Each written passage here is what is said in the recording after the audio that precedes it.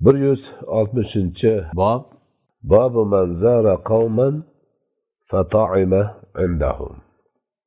Bir kishi bir qavmni ziyorat qilib, ularning huzurida o'tirib taom yegan bo'lsa.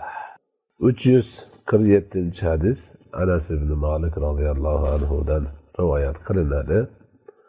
Anna Rasululloh sallallohu alayhi va sallam zara ahla baytin min al-ansari fata'ima indahum ta'aman فلما خرج أمر بمكان من البيت فنضح له من على بساط فصلى عليه ودعا لهم. Nabiy sallallohu alayhi va sallam ansoriy sahobalardan bir ahli baytni ziyorat qildilar. O'tirib ularning huzurida taom yedilar. Endi o'sha mehmonlarchilik tugab chiqqanlaridan keyin menga bir joy tayyorlab beringlar dedilar. Borib, haligi uy egalari bir yerga gilam solishib berdi. Rasuli akram sallallohu alayhi va sallam o'sha yerda shu uyni barakasi uchun namoz o'qib turib, namozdan keyin ahli baytni haqqiga duo qildilar. Demak, mana bu narsani ham yaxshi o'zlashtirish kerak. Birovni ziyorat qilsangiz, u ahli bayt sizni hurmat qilib topganini oldingizga qo'ysa, taom yeyilsa, boshqa bo'lsa, demak albatta o'shalarning haqqiga duo qilish, ularga Alloh subhanahu va taolodan bir xayr baraka so'rash mehmonni burchiga aylanadi. Bunga mana payg'ambarimiz alayhisolatu vassalomni mana shu hadisda kelgan amali muboraklari yorqin dalil.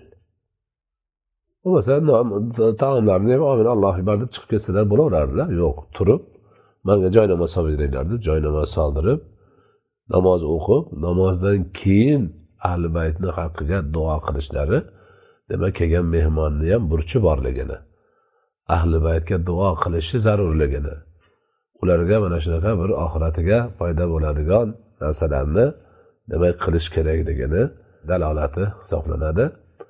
Shuning uchun ba'zi bir vaqtlarda mehmonlarchilik u bu bo'lib qolsa, xonadonni haqqiga duo qilishdan demak tortinmaslik kerak, balki bu bizning vazifamiz, burchimiz deb bilish kerak. Haqiqatan chin ixlos bilan duo qilish kerak. 348-hadis Abi Xoldah radhiyallohu anhu dan rivoyat qilinar ekan. U kishi aytibdilarki, Jaa Abdul Karim Abu Umayya ila Abil Aliya va alayhi thiyabu sufin. فقال له أبو العالية إنما هذه ثياب الرهبان إن كان المسلمون إذا تزاوروا تجملوا. Abdul Karim Abu Umayya degan kishi Abul Aliyani ziyoratiga kelibdilar. Abul Aliya bu buyuk ulug' kishilardan hisoblanadi. Haligi ziyorat qilib kelgan Abdul Karim Abu Umayyani kiyimi juda ham haligi juldurvoq kiyim ekan. Jundan qilingan kiyim ekan. Shunda Abul Aliya ko'rib turib aytdiki, bu rohiblarning kiyimi, seni kiyimi.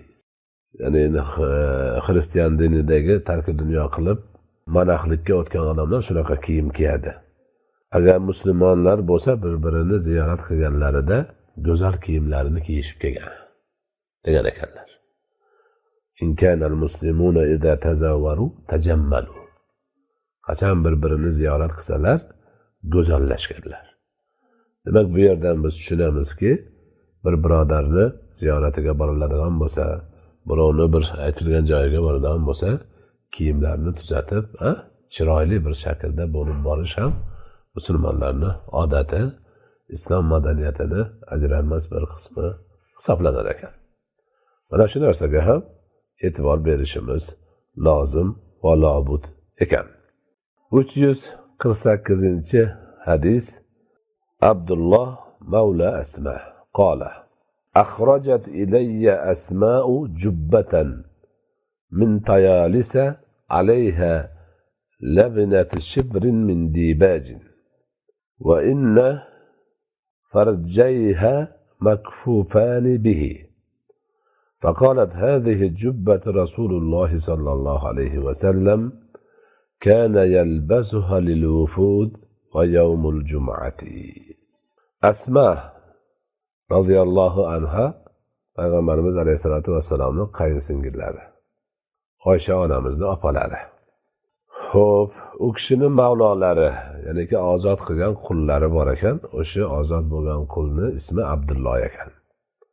Shu Abdulloh aytayaptiki, Asma menga bir choponni olib chiqib berdi, ko'rsatdi.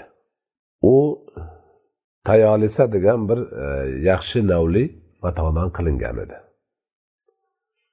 Keyin bir yerga to'qimlari, to'qish nimalari, arqoqlari yo'g'on bo'lgan, dibojdan bo'lgan yamag'am solingan ekan. Ikki tarafi bekilgan ekan, qo'l chiqaradigan joylari. Ko'rsatib turib aytdiki, mana shu Rasululloh sollallohu alayhi vasallamning choponlari. Qachon mehmonlar kelsa yoki juma kunlari kiyar edilar. Bundan nima? Bundan demak Rasul akram alayhissalatu vassalam mehmon kelishiga alohida tayyorgarlik ko'rganlari. Oddiy holatdan ko'ra yaxshi bir ko'rkam kiyimlarini kiyib mehmonni kutib olganlarini demak tushuniladi. Vufud deganda bunda chet mehmonlar. Kundalik kirib chiqadiganlar emas, uzoqdan xalqlarini, o'zini qabilasini, boshqalarining nomidan vakil bo'lib rasmiy kelgan kishilar.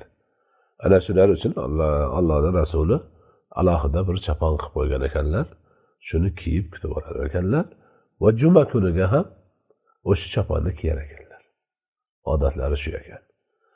Demak, shunaqa alohida e'tiborlik munosabatlar uchun yaxshi, ko'rkam, ko'rgan odam havas qiladigan kiyimlarni tayyorlab, o'shalarni kiyib turish ham Payg'ambarimiz Muhammad Mustafa sallallohu alayhi vasallamning odati shariflari, sunnatlari ekan. Buni ham bilib qo'yishimiz lozim va lobud narsalardan bittasi. 349-hadis Abdulloh ibn Umardan.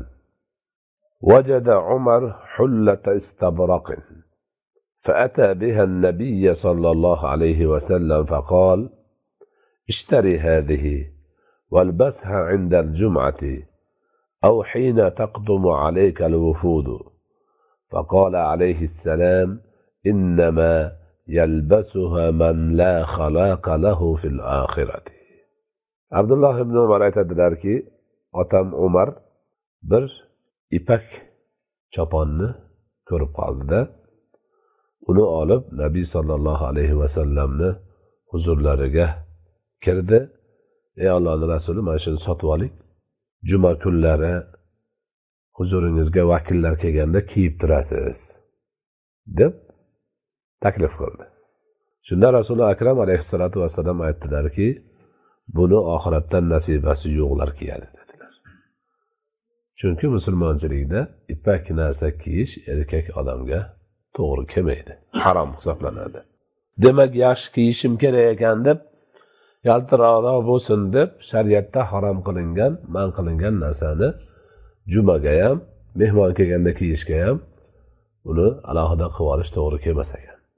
O'sha yasanish ma'nosida ko'rkam bo'lib ko'rinish, ayniqsa chetdan kelgan mehmonlarga va boshqalarga kiyadigan kiyim ham shariatimiz ruxsat bergan doirada, chegarada bo'lishi kerak ekan. Mana shuni bilib olishimiz kerak.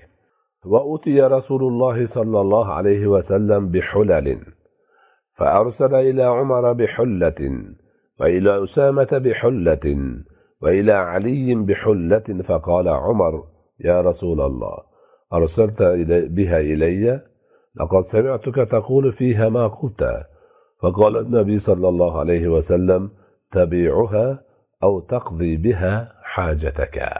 Keyin bir vaqt kelib Rasulullohning huzuriga bir qancha kiyimliklar keltirildi.